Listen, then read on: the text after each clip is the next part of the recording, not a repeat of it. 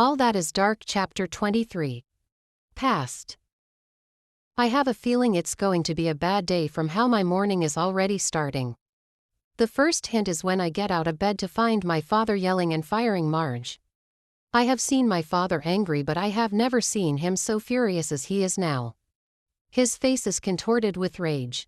He marches upstairs after telling me he is okay. I head out of the house and follow Marge to the servants' quarter. She is packing her stuff while crying. In all the years that I've known Marge, this is the first time I've seen her cry. She looks very sad. Marge, what is going on? Why did Dad fire you? Where's Mum? Have you tried calling her? Twange, you wouldn't understand. I deserve to be fired. I've tried calling your mum, but she isn't picking her calls. I will just leave for now because I don't want to get your father angrier. But you will be back. If your mother decides to take me back, I will be back. I know your father is angry, but when he calms down, everything will be fine. You are sure? Yes. Go back into the house before your father comes down here. Okay. I head back into the house to find my father sitting on the couch, a bottle of beer in his left hand and a knife in his right hand. Dad, are you okay? What is going on? Why do you have that knife in your hands? He looks at me. Come here, my child. He gestures to the empty space next to him on the couch. I take a seat and stare at him. He looks so pained and broken. Are you okay? I ask again. I have a feeling at the pit of my stomach that something is going to go awfully wrong. He takes a swig of beer. Your mother and I met in university. It wasn't love at first sight. We started off as enemies. I fell first. She gave me such a hard time before she accepted to be my girlfriend. Okay, I respond, wondering why he is telling me all this. My parents are not the type to sit down and tell stories about how they met, though I've always been curious about it. I love your mother so much. I've always known I loved her more than she did me. We got married 2 years after graduation, and shortly after she got pregnant, our son died 2 months after he was born due to some complications. Wow, I exclaim. Your mother didn't want to have another child because she thought what happened the first time would happen again, but you came along. You were so unplanned. She wasn't happy about being pregnant for the second time. She was sickly throughout, plus she didn't want to be attached to you because she thought I would die. Is that why you both have never bonded with me emotionally? Your mother and I love you, Twange. We've worked so hard to give you a good future. Why are you telling me all this? Your mother and I will always love you no matter what. You should always remember that. If by any chance tomorrow we both aren't around, know that we loved you and we tried our best, Twange. Dad.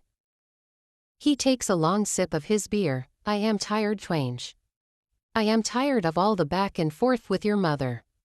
I've tried to love her the best way that I can, but nothing I ever do for that woman will ever be enough.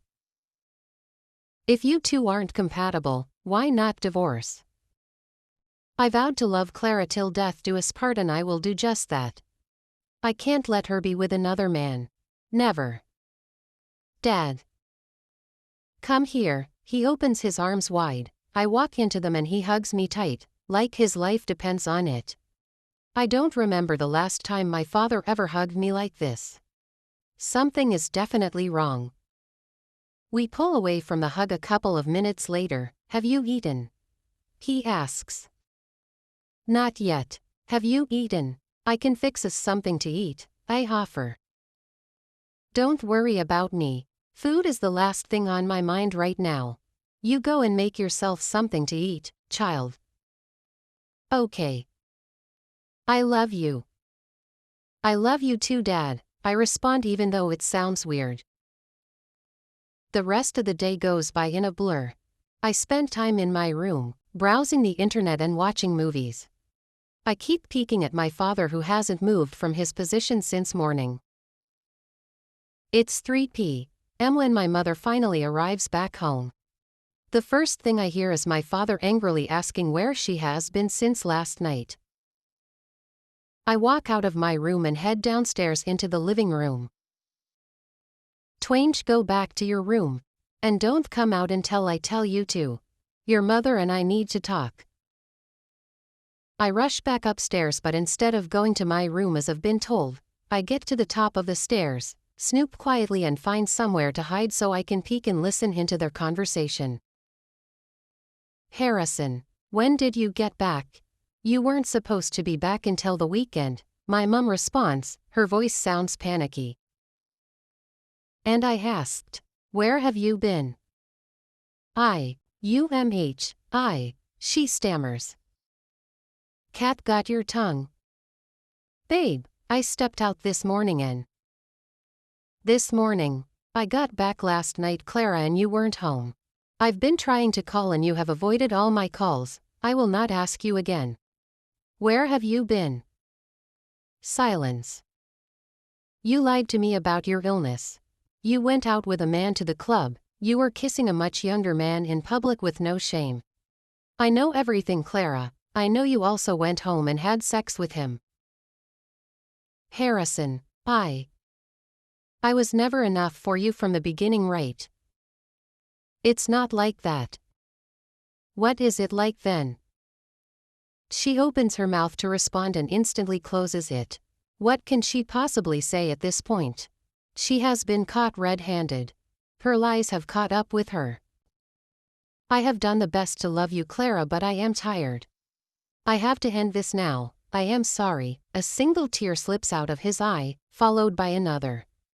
His heartbreak is so clear, so devastating, that I feel an echo of it inside my own chest. What happens next happens so fast. Before my mother is able to respond, my father picks the knife, lunges at her and stabs her.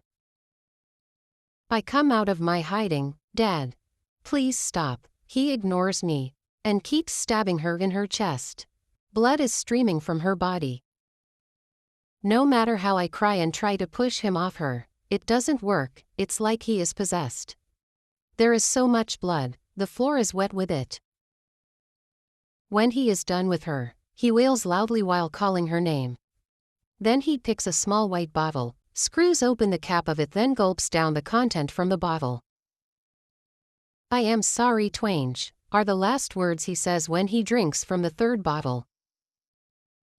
Next thing I notice is my father lying on the floor, his entire body writhing, and there's white foam substance around his mouth. Asterisk. Alab. Forever your August girl. Black Heart.